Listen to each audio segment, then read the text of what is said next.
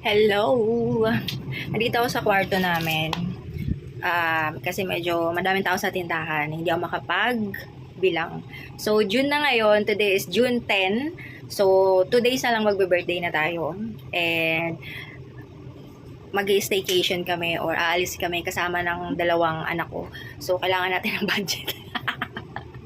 So, naalala nyo ba to? Ito yung binlog ko 4 months ago. Sino yung kakasa sa challenge ko? Makisabay kayo. Ang laman nito ay mga rebates from grocery, yung nakukuha kong libre, mga buy one take one, yung mga unexpected na promos, yung mga nakatipid ako, nandito. Yung mga, kumbaga, nakuha ko ng libre, tapos na-ibenta ko. Basta yun yung mga nandito. So, buksan natin kung magkano na lahat ito. At sabay nyo na din buksan yung mga ipon challenge, no? Kasi ang dami nag-comment sa akin sa YouTube at saka sa Facebook. Nakakasa sila sa ipon challenge ko. So, i-comment nyo at huwag nyo kalimutang itag ako sa FB page ko, Yvonne Bautista. Ayan. Buksan na natin yan. Ayan.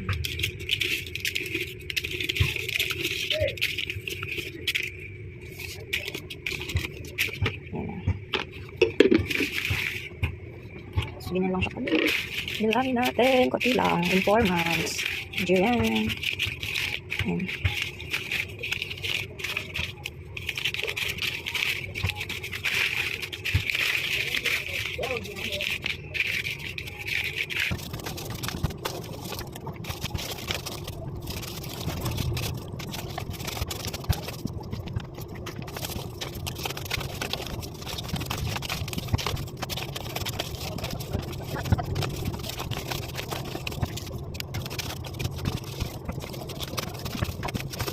Bilangin na natin. Ito ay may naka ano dyan na 500. So, tigwa 1,000 ito yung nandito.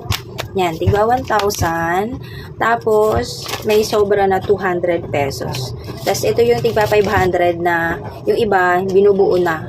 Or 1,000. Baga, nagpapabarya si mama. So, tigwa 1,000 to, bilangan natin ha. 1, 2, 3, 4, 5, 6, 7, 8, 9. So, 9,000. Ito. Kasi bawat isang tupe ay 10. So, 1,000 pesos. 1, 2, 3, 4, 5, 6, 7, 8, 9, 10. Ayan.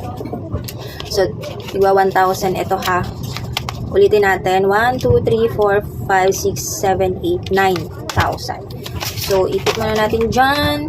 9,000. Ito. 9, 10, 11, 12, 13, 14, 15, 16, 17, 18, 19, 20, 21, 22, 23. Sige, wait lang. 1,200 pesos. So, diba? Bukod sa may ipon pa araw-araw, libre na yung kain namin, may pambayad na sa tubig at kuryente, pati sa wifi.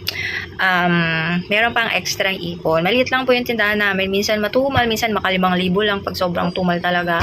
Tapos, half day lang nagbubukas hanggang alas 10. Pero nakaka-survive kasi tamang ano lang, hindi kami masyadong magastos pag nandito. Minsan ulam namin saging, mangga, pritong isda. Hindi kami magastos sa food, kung baga naka-budget, kaya hindi rin nangungupahan. Kaya kahit papano, kahit malit yung benta, nakakaipon kami. So, sana kayo din, nakaipon din kayo. At tag nyo ako ha, kapag maipon challenge kayo. So, sana mas malaki pa yung naipon nyo compared sa akin. So, tsaka share nyo na din kung para saan nyo gagamitin. Ito para sa mga anak ko kasi gagamitin ko dahil nga magbe-birthday ako. So, enjoy naman. At thankful ako dahil sumama sa akin ngayon yung dalawang anak ko. So, yun! Congratulations sa ating lahat!